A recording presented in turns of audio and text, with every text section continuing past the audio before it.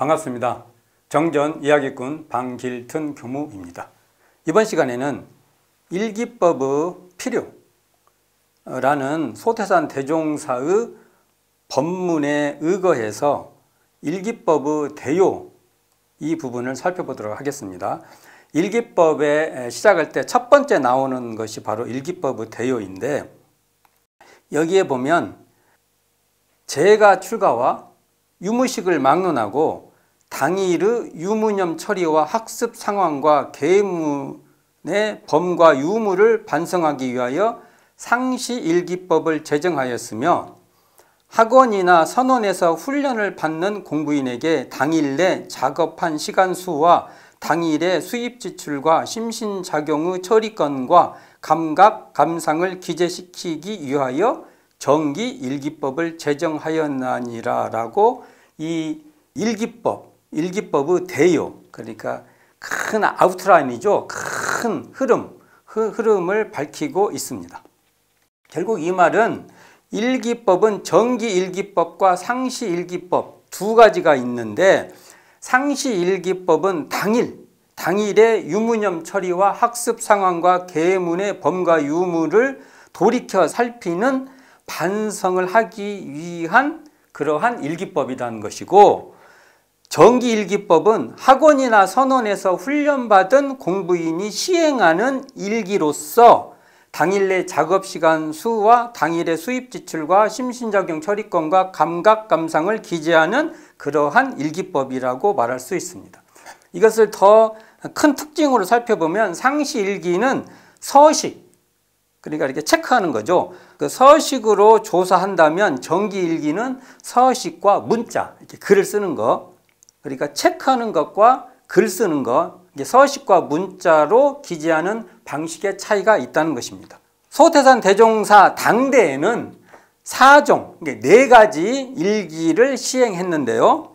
정기일기, 간이일기, 유무념 대조, 태조사, 이 4가지를 각자의 형편과 상황에 따라서 선택하여 시행했던 것입니다. 소태산 제세 당시의 일기는 이러한 선택제와 자격제가 겸해 있는데요. 소태산 대종사는 일기법을 획일적으로 시행하지 않았다는 것이 특징입니다.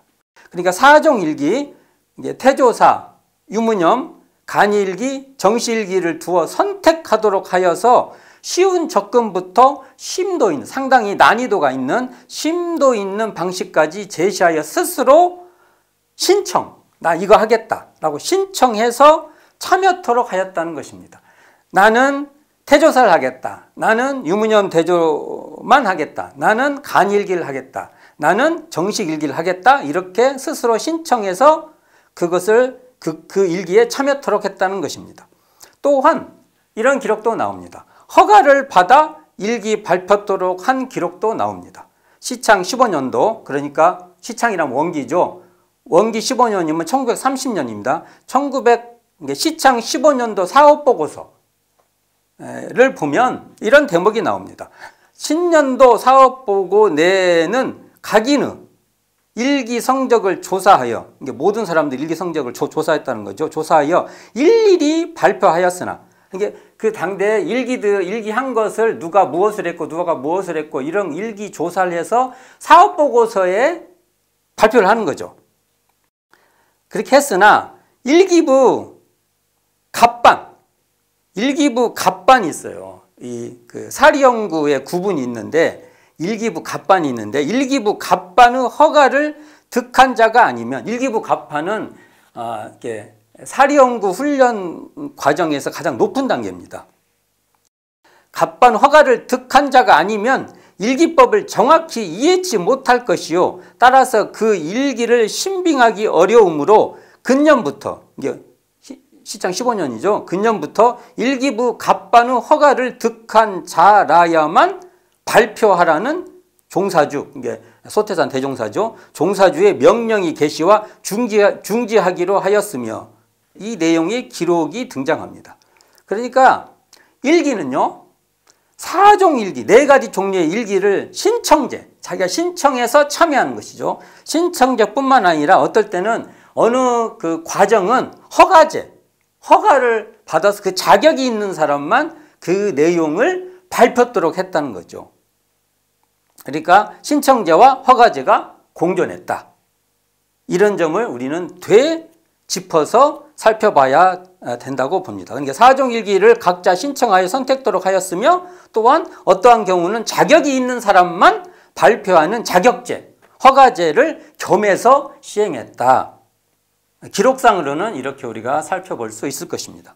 자, 그렇다면 이 일기에 대한 소태산 대종사의 육성 법문은 어떻게 진행될까 한번 살펴보도록 하겠습니다. 이공주 수필, 이공주 선진께서 수필한 일기법의 필요라는 소태산 대종사의 설법입니다. 자, 한때 종사주 가라사대 오가, 이게 우리 집, 이게 우리 회상이죠. 오가의 일기법, 정기일기, 간일기, 유문영대조, 태조사, 오가의 일기법으로 말할 것 같으면 천만선을 권장하는 동시에 천만악을 제지시키는 가장 적절하고 요긴한 법이니 제군, 우리들 모든 사람들 제군은 날마다 육군을 동작할 때 무심, 간과하지 말고, 자, 이 대목이 중요합니다. 일기가 왜 필요한지에 대한 소태산 대종사의 명확한 필요입니다. 자, 첫째, 그때 온전한 생각으로 취사하는 주의심을 놓지 말지며, 근데 두 번째입니다. 무슨 일이나 당하기 전에 미리 연마하여 실수를 예방할 것이며, 이제 세 번째죠. 재반 경계를 지낸 후에는 반드시 반성하여 보아서 잘못된 일은 참에 개가하고 잘된 일은 계속 성취하도록 유의하여야 할 것이다. 자, 이 대목이 나오는데 결국 소태산 대종사의 일기법이 필요해서 가장 중요한 것은 일기는 선을 권장하고 악을 제지하는 기묘한 법이라는 것입니다.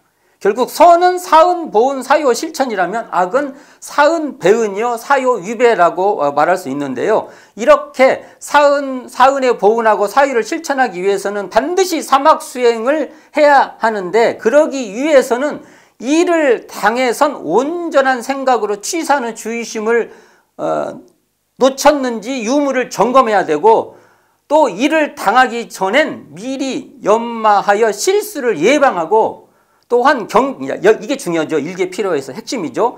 경계를 지낸 후에는 돌이켜 살펴보아 잘된 일은 계속되도록 더욱 챙기고 잘못된 일은 참에 궤가하자는 것이죠.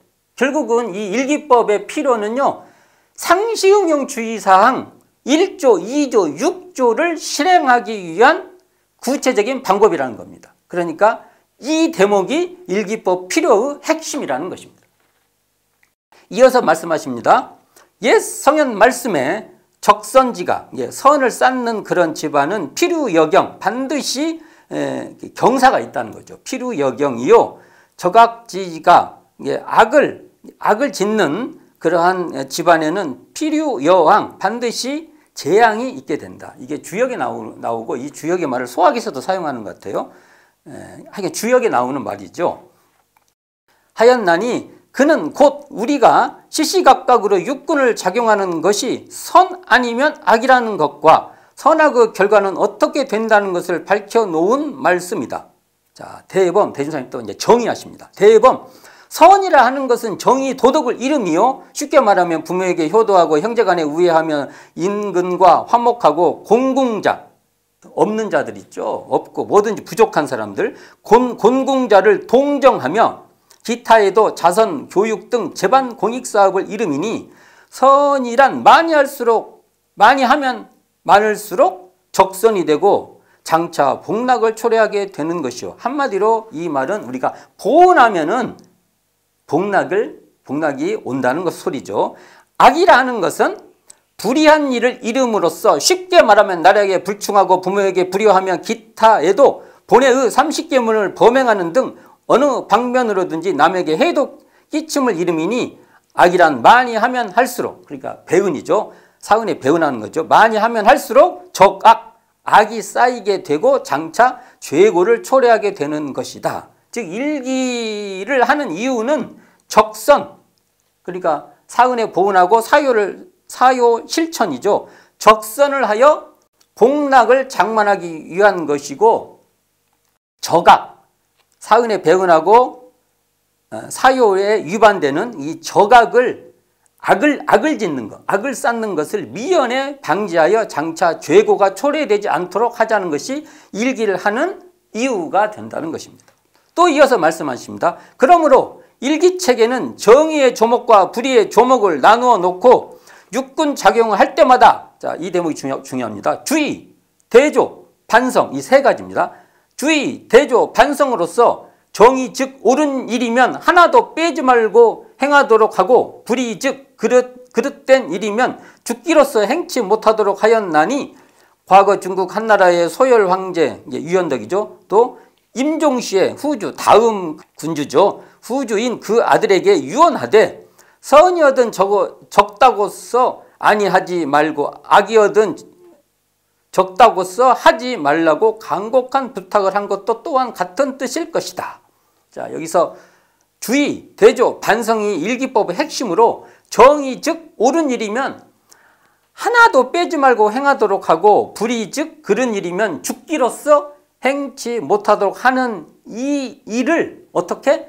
당처, 바로 당에서는, 그 일을 당에서는 주의심을 가지고 하고, 그 일을 마친 사후, 당후, 사후에는 대조해 바라는 거죠. 잘해냈는가 못했는가, 했는가 안 했는가. 그리고 이 일을 일기로 반성해서 일기로 기재해라. 이게 핵심 포인트라는 것이죠. 자, 또 말씀하시기를, 제군도 매일 일기를 기재할 때 시시비비와 정의 불의를 분명히 유의 분석하여 동정 간의 분리선 공부를 한다면 반드시 적선이 되는 동시에 악은 자연히 격퇴될 것이니 실험하여 볼지어다.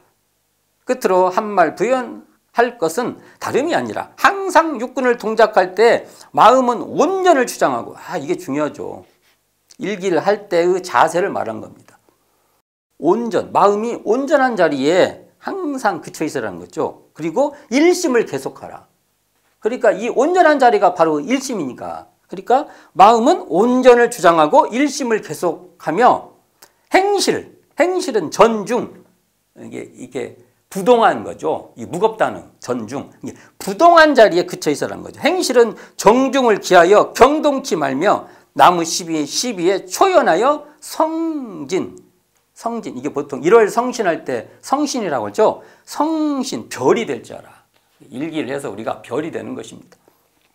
자, 일기할 때 정의 불의를 분석하여 동정간 분리선 공부를 점검하면 적선의 낙원으로 인도되고 적악의 고해는 피하게 된다는 것입니다. 또한 마음은 항상 그 온전한 일심 자리에 계속하고, 이 자리를 계속 챙겨서 그 자리로 일기하라는 거죠. 챙기고 법도에 맞고 점잖은 언행인 이 전중, 이 부동심 자리를 놓치지 말고 그것을 이렇게 그것을 가동시키라는 거죠. 그것을 기할 것이며, 나무 시비에 초연한, 거기에 물들지 않는 그 자리에 딱 있는 거죠. 나무 시비에 대해서 초연하게 그 자리를 놓치지 말아서 결국은 일기를 해서 뭘 해라? 1월 성신의 그 성신의 별이 되라는 것입니다. 일기에서 우리는 별이 되는 겁니다. 자, 이어서 또 말씀하시기를, 두고 보라. 돌아오는 세상에는 순사가 죄인을 잡으려 와서 신분을 조사하다가도 그가 만일 유무념 대족 공부인이라면 반드시 죄를 경감하게 될 것이요, 관공청에서 관리를 뽑을 때에도 같은 학력이면 반드시 유무념 공부를 선택하게 될 것이니, 유무념 공부인을 선택하게 될 것이니, 이 일기법은 우리 수도인에게 있어서 뿐만 아니라 전 세계 인류에게 있어서도 없지 못할 필요한 법이니라고 말씀하십니다. 자, 유무념 대조, 이 유무념을 대조하는 이 일기법이 미래에 선용될 것이라는, 잘 사용될 것이라는 소태산 대종사의 전망입니다. 또 범죄의 경감 프로그램, 범죄를 지었으면 우리가 범죄를 이렇게 경감해주는 프로그램으로 일기법이 적용될 것이라는 또 말씀이고, 공적인 일의 경우 이왕이면 일기법을 실행한 자에게 우선권을 줄 것이다라는 또 전망이고, 미래의 수도인에게 이 일기법은 유용하게 사용될 것이라는 전망입니다. 그러니까 아마도 미래의 기술력, 그러니까 물질 문명의 이 테크놀로지의 이 능력이 우리가 일기하는 방법을 수월하게 해서요, 우리 자신을 조사하고 조사해서 기재토록 하여서 우리가 많이 유익을 얻게 되게 될 것이라는 겁니다. 자, 구인선진, 초창기 대종사님 당대 구인선진님들이 11일달 이루어 활동할 당시에 성계 명시독이 있었는데 일기법은 이 성계 명시독에서 비롯됐다고 볼 수 있는데요. 결국 일기법은 수행의 결론이 아니라, 일기법을 안 하면은 모든 수행이 안 된다는 그 수행의 결론, 총결이 아니라 수행의 한 방법이라는 겁니다. 일기도. 일기법은 필요할 때 사용하는 수행 도구의 하나라는 그런 인식이 필요하다는 것이죠. 일기의 방식도 근기와 상황에 따라 다양한 접근이 요청되며 일기는 수행의 중요한 방법이지만 일기를 안 했다 하여 다른 수행이 의미 없다는 것도 아니라는 것입니다. 일기는 정기훈련의 한 과목이며 또한 정전 수행편의 한 수행 방법이기 때문입니다. 예를 들어서 만일 연불을 했는데 연불 유무를 일기 기재 안 했다면 연불을 안 한 꼴이 된다고 평가절하할 수는 없다는 것입니다. 연불 유무를 기재하는 것은 연불을 했으면 계속 잘하도록 우리가 다짐을 하는 것이고 연불을 안 했으면 앞으로 잘하도록 반성하는 그런 점검의 하나의 방법이라는 것이죠. 정산종사께서는 일기법의 대유라는 논설에서 이런 말씀을 하십니다. 우리가 매일 일기를 하고 유문념 대조를 하는 것이 다 이런 쌍에 대한 실행 과정이 되는 바라고 말씀하십니다.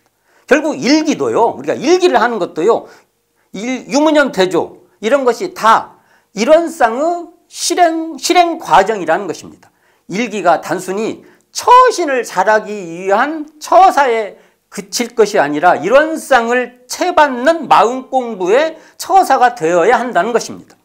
일기 실행자는 소태산 대종사 당대에는 회고나 사업보고서에 각 지방별로 정시일기, 간일기, 유문념 대조, 태조사의 실행인이 게재되는데요. 특히 우리가 살필 것은 일기에 관련해서는 당시 경성회관이었던 이공주와 창신동 회관, 그러니까 경성 서울이죠. 지금 창신동 회관이 일기조사법의 첫 시행자이면서 단원 매월 매일 성적조사의 첫 시행지라는 것입니다. 우리가 일기를 강조하려면 이 상징적 공간을 우리가 기리해야 될 것입니다. 소태산 대종사는 원기 10년 1925년 음력 2월 20일에 양력 3월 14일인데 이공주에게 편지로서 매일 일기하는 법식을 보내주면서 이대로 일기하도록 합니다. 즉 계동 이공주의 이 사가는 이 집은 최초의 정기훈련보다 일찍 시행된 것으로 최초의 일기 시행지로 기려져야 할 것이라고 봅니다. 그러니까 이공주가는 일기 시행지의 최초로 시행했던 곳이다 라고 볼 수 있죠. 이공주는 월말통신 제19호에 원기 14년 9월호죠. 일기법에 대한 설명인 매월 성적조사 이행에 대하여도 발표합니다. 그러니까 이공주를 통해서 일기의 어떤 이론적 설명이나 실행 방법을 소태산 대종사께서 이렇게 진행시켜 갔던 것 같습니다. 또한 원기 13년 1928년 음력 9월 16일 이 예외에서 경성 회원들은 창신동 회관 예외에서 일기 기재법의 표준 양식인 단원 매월 매일 성적조사를 처음으로 시행하게 됩니다. 그러니까 창신동 회관은 교당에서 일기조사를 첫 시행한 것으로 우리는 기념해야 될 것입니다. 이건 상징적으로 우리가 살려내야 될 것입니다. 일기를 강조하면 이것도 같이 기려야 되지 않나 이런 생각을 갖고 있습니다. 오늘은 일기법의 대요와 일기법의 필요에 대해서 소태산 대종사님의 육성 법문에 의거해서 살펴보았습니다. 감사합니다. 지금까지 정전 이야기꾼 방길튼 교무였습니다.